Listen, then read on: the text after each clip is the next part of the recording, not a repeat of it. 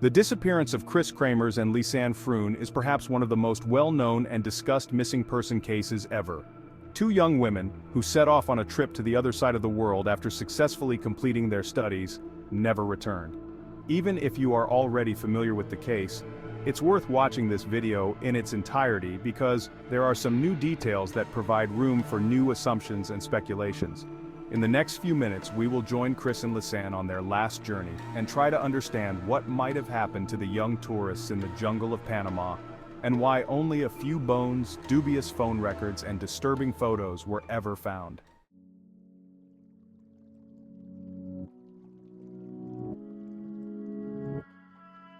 In the early 2010s, it became increasingly common for young people to explore the world and go on extended trips.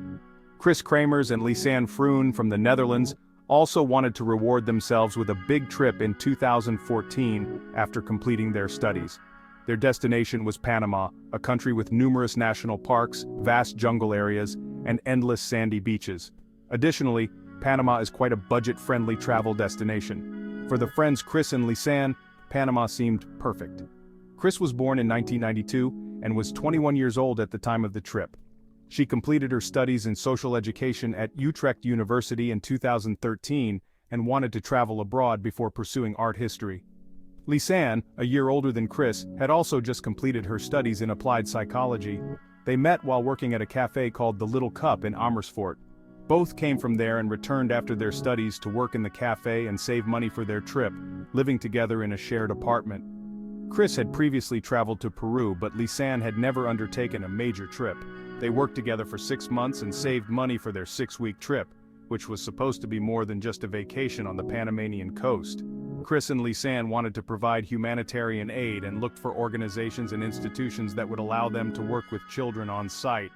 On March 15, 2014, they finally set off, flying from Amsterdam via Houston to Costa Rica, from where they traveled by bus to Panama. After spending about 2 weeks on one of the many islands off the coast of Panama where they settled in and began learning Spanish, Kris and Lisanne traveled to Boquete, a small town near the Costa Rican border, on March 29th. Although Boquete only has about 15,000 residents, the region is becoming increasingly popular with tourists due to its numerous hiking trails, coffee plantations, and varied landscapes. Kris and Lisanne found a host family through a travel agency with their own room and entrance. They planned to help at a nearby school, which the travel agency had organized for them. However, when they arrived at the school, they were turned away. The principal later said that the two young women hardly spoke Spanish and were not needed at the school.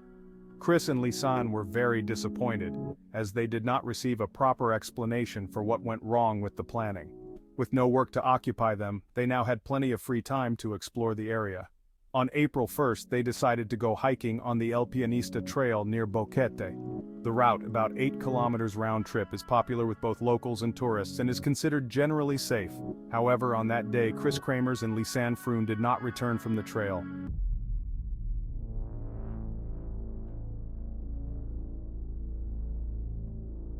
On April 1st, Kris and Lisanne set out for their hike on the Pianista trail. A taxi driver named Leonardo A. later testified that he dropped them off at the trailhead around 1:40 p.m. However, their camera's timestamp contradicts Leonardo's statement, indicating they arrived at the trailhead around 11:30 a.m. Besides the camera, the women carried a backpack with some water, Kris's iPhone 4, and Lisanne's Samsung Galaxy S3. At the start of the trail, a few houses can be seen before the path leads into the jungle. According to a Dutch media outlet, locals advised Kris and Lisanne not to hike alone. A local named Martina confirmed she saw Kris and Lisanne on their way while working in her garden. Other locals also reported seeing the tourists heading towards the summit of El Mirador on the Pianista trail. The trail, which takes about 3 hours to complete, begins near a popular restaurant called Il Pianista. The restaurant owner mentioned that Kris and Lisanne took his Siberian husky, Azul, with them. The dog often accompanied tourists on the trail, usually returning with them. However, on that day, Azul returned alone in the late afternoon. Kris and Lisanne did not come back. The restaurant owner's claim about Azul lacks additional evidence, as the dog is not seen in any of the photos taken by Kris and Lisanne. Based on photos from Lisanne's camera, it's known that they reached the summit of El Mirador around 1 p.m. and stayed there for about 15 minutes, taking several pictures. At 1:14 p.m., Google Maps was accessed on Lisanne's phone, suggesting they might not have returned via the El Pianista trail. Instead, it is assumed they ventured deeper into the jungle based on further photos. What happened next remains unknown, but it is certain that Kris and Lisanne did not return from their hike on April 1st.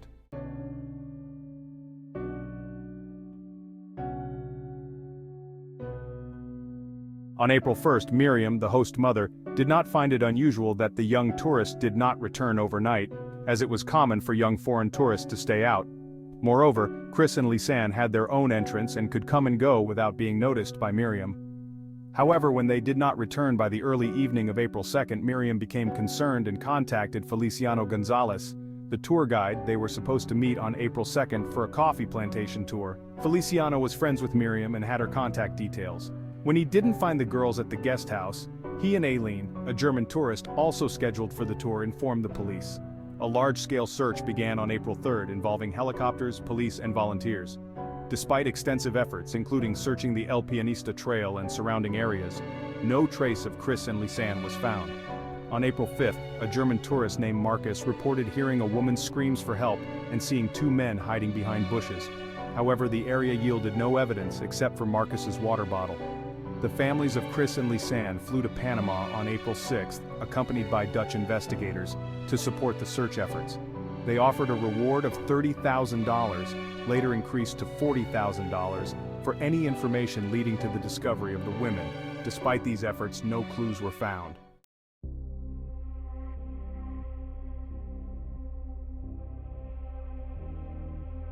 Chapter 4. The Backpack.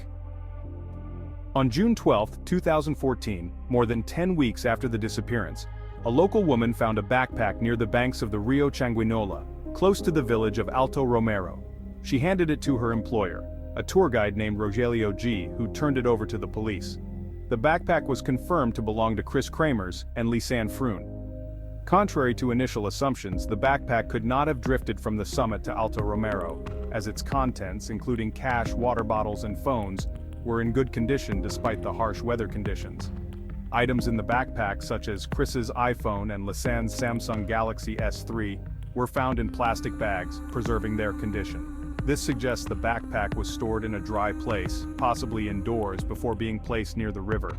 The police found 13 DNA traces on the backpack belonging to at least 2 different women and a man. None matched Kris or Lisanne.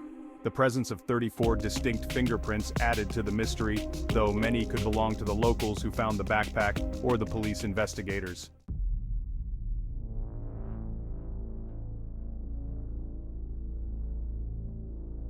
Chapter 5. The Phones. The phone records revealed that Kris and Lisanne attempted to call emergency services multiple times. The first attempt was made at 4:39 p.m. on April 1st from Kris's iPhone, followed by another attempt from Lisanne's phone at 4:51 p.m. These calls did not connect due to poor signal reception. Despite repeated attempts on April 2nd and 3rd, no calls went through. After April 3rd, Kris's iPhone showed peculiar activity. The phone was turned on and off multiple times without any further emergency calls. Notably, on April 5th, Kris's PIN was correctly entered for the last time. Subsequent attempts either failed or did not occur. This raised questions about whether someone else was trying to use the phone after Kris was no longer able to.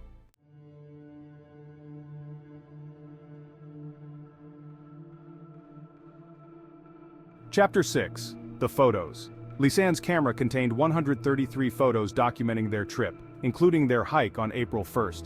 The last photo taken on April 1st at 1:54 p.m. showed Lisanne. The next set of photos taken on April 8th consisted of 100 nighttime shots, many of which were too dark to discern any details.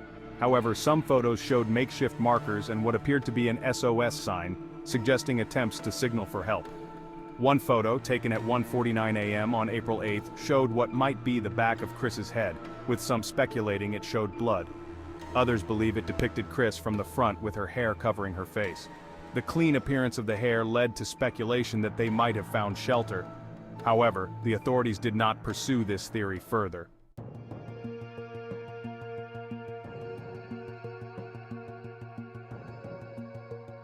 Chapter 7. The Discoveries. On June 18, 2014, Feliciano Gonzalez, along with indigenous tribesmen, found a shoe containing Lisanne's foot and a pelvic bone belonging to Kris near the Rio Culebra. These remains confirmed the worst fears. Forensic analysis noted the clean break on Lisanne's foot, with no evidence of animal attacks or tools used. On June 22, Kris's jeans were found, though accounts of their discovery varied. Some reports said the jeans were neatly folded on a rock, while others said they were found in the river. On August 3, more remains were found, including a skull fragment and ribs, later confirmed to belong to Kris. The bones were unusually clean, suggesting possible bleaching. On August 29, additional leg bones of Lisanne were discovered, with some sources claiming they still had skin attached, indicating they were preserved in a cool, dark place.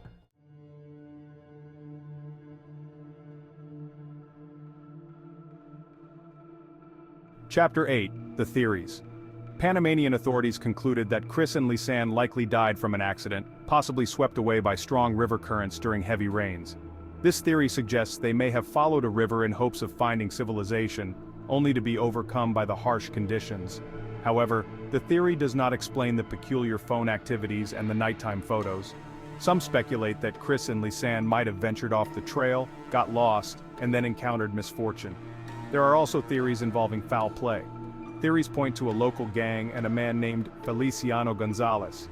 Allegations arose that the women were seen with Feliciano's son, Henry, and his friends before their disappearance. Witnesses suggested the gang might have harmed Kris and Lisanne. However, these claims remain unsubstantiated. In Boquete, several deaths occurred after Kris and Lisanne disappeared, including individuals connected to them. Some believe these deaths were orchestrated to cover up a crime. However, official investigations did not link these deaths to the case.